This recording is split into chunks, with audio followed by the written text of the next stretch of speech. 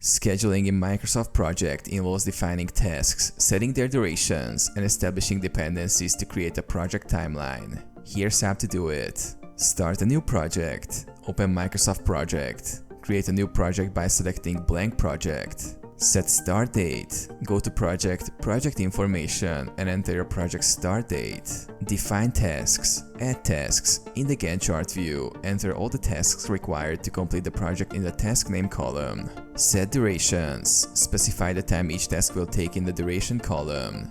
Leave it as 1 day if uncertain and refine it later. Organize and link tasks. Create milestones. To indicate significant points, enter a task with a 0 duration to create a milestone.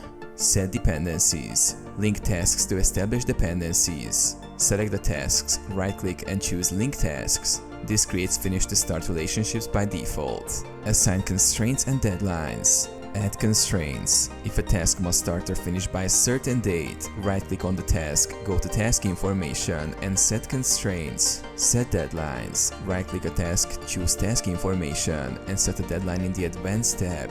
Review and adjust the schedule. Check the Gantt chart. View your schedule visually on the Gantt chart to ensure tasks are appropriately sequenced. Adjust as needed. Modify durations, dependencies, and constraints as the project progresses to keep the schedule accurate.